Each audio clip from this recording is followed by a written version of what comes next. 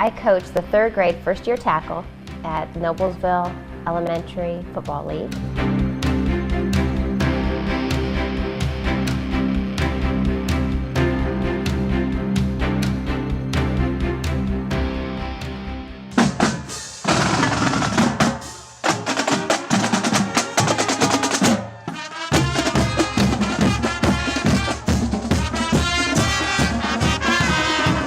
It's homecoming in Noblesville, Indiana. And just like in thousands of small towns across America, the community gathers to celebrate its traditions and embrace its team. While the varsity prepares for its biggest game of the year, so too does the next generation of Noblesville football players. Ready, set, go! Go, Aiden, stay low! Push him back, go! On the practice field, the coach moms work to create their own tradition. Their teams play each other this week with more than just bragging rights on the line. The showdown marks a milestone in Noblesville football history. The first ever head-to-head meeting of teams coached entirely by women. Go! There you go! There you go! Drive it! It is a feat that impresses even their harshest critics, their husbands. First reaction was, what? Moms don't coach football. Move your feet! Use your feet! I was pretty shocked that, she wanted to do it. You can come up. This is what's coming up, is your hands. First reaction when she asked me, you think I should do this? I said, you're crazy. I go, you know what, this is a ton of work. It's kind of hard in a mindset when you're a football player to think that, girls know all about football. Get up! Having coached before and having been a player, this year's been kind of a hard year for me because I've walked the sidelines many times trying to be quiet. But I didn't want this to be about me being, the guy in the family that's going to help her and all this kind of stuff. I wanted her to stand on her own merit. And she's done a great job at doing that. All 4 of them. She's done a great job this year. I think it's been positive. Every game, we've seen improvement. I mean, it's amazing how well they've come together better as a team, working together better as a team and encouraging each other. Who teaches the kids to tie their shoes? Who do the kids learn from on basic life necessities growing up in their early age? And it's moms. Go! His reaction from her is, I feel like it's a lot better because he actually gets more direction without yelling. She actually tells him, all right, here's what needs to happen. Our kids have sat down and they horseshoe up like they're supposed to, and they sit there and they listen to her. I think they're kind of, following the rules and following what they're supposed to be doing, and it's paying off. The coach moms hope the ultimate payoff is a victory on Saturday. You guys are doing a great job, but you guys have to be able to block and tackle. Know your spots. 2 goals. No penalties. And get more than 8 points. More than 8 points on the board. Let's break it down.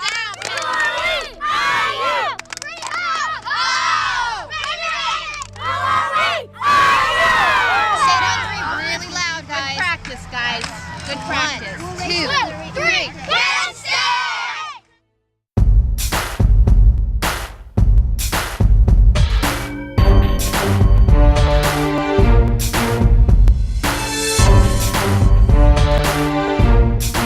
Penn State is 4-1 and has earned the top seed in the league, but know they must play their best to beat an Indiana squad that is determined to get their first victory.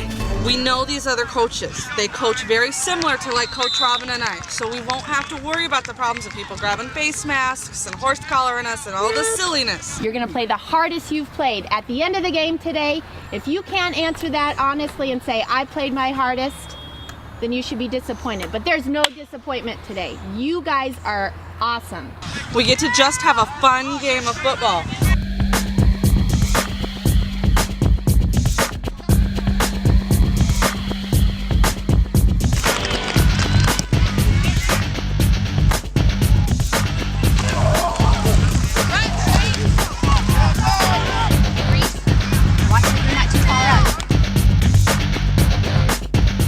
In a competitive first quarter, Penn State draws first blood. QB keeper, AJ, he's gonna ride you, all right? Push, barrel through, line, block, push him back, 5 yards. Great. Go, Brady! and a 2-point conversion kick gives Penn State an 8-0 advantage. Defense, Aiden, come here. Stop watching and just fire off and go in. Bo and Alicia, be straight on, because they come in a lot. Be straight on and go in. Fire off, don't look, just go.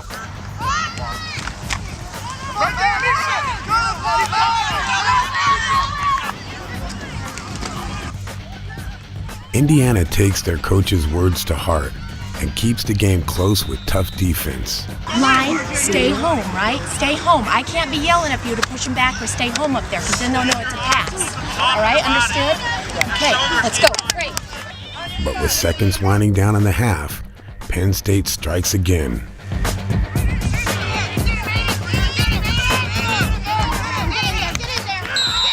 We met our goal, more than 8 points. Hey guys, Every 2 goals and so you know far. how we got that? Everyone's blocking. playing hard. Our blocking is awesome. You guys get in there, they're gonna fumble that ball and you're gonna have it, and it's gonna be our ball, and the offense is gonna score. Just like that. You guys can do this. No penalties yet. No penalties. We've reached both of our goals first half. So far. The blocking has to be there. Remember what I told you in practice? How should you be coming out? How should you be coming out? Ready. Ready. So second half, have fun. 2 more touchdowns. We have got to block if we're going to win this game. There's still a chance we can win this game. There are only 2 touchdowns. We can do that. We've done it before in a game. 5 more touchdowns is what we need. 1, 2, 3.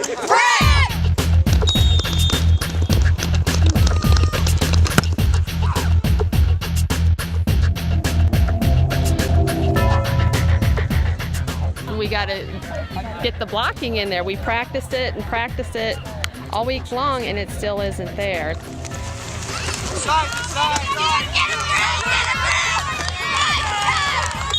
In the second half, the team continues to battle, but neither team can advance the ball. Really, I think you don't even really notice the difference between the women and men coaching. I mean, they from the day of the first practice, they're out there doing it with them, know what they're doing, and just really hasn't been much of an adjustment at all, if any.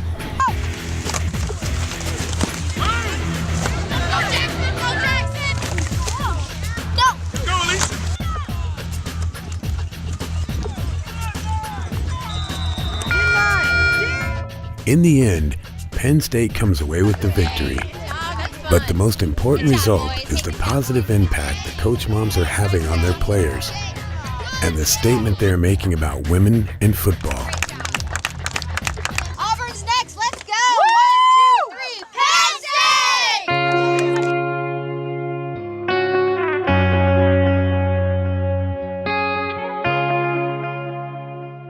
State! 10 years down the road, 5 years down the road, they're always going to look back and go, my first tackle, football coach was a woman.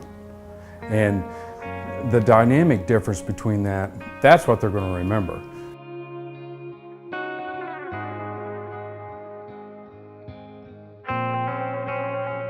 It's kind of funny if you watch from the beginning of the season, you watch the kids develop throughout the season and from their first, patty cake blocks type things and their little bear hug tackles to now they're laying people out and they're smashing them. Okay, that's cool, but what really cool is watching the moms from practice 1, how they, were a little quiet, a little timid, weren't sure how to do the practice plans, until now, they're out there drill sergeants and they're running it and they've got it down to a science and these kids are following them. It's pretty cool. To see her be able to pull off what she's doing this year and having success and some enjoyment out of it, that means the world to me, to make sure that she's having a good time. It is said that a journey of 1,000 miles begins with a single step. And perhaps for the 3rd grade football players on this small field in Indiana, and the moms coaching them, this game will serve as that starting point towards big dreams.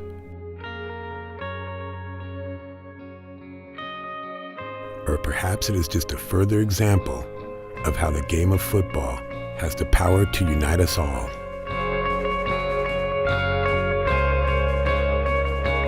Go! Matthew, push him, Matthew, push him, Matthew!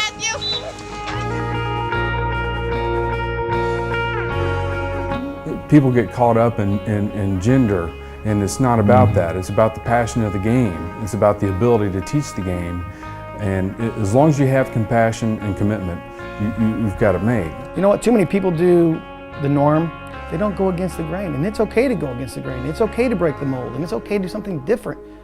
And I think that's what USA Football with this Coach Mom project has done. And I think it's pretty cool. I really do, because the parents are happy, the kids are happy, and everybody, this is going well. We didn't know how it would go, and it's pretty phenomenal. So I guess I would tell those moms, go for it.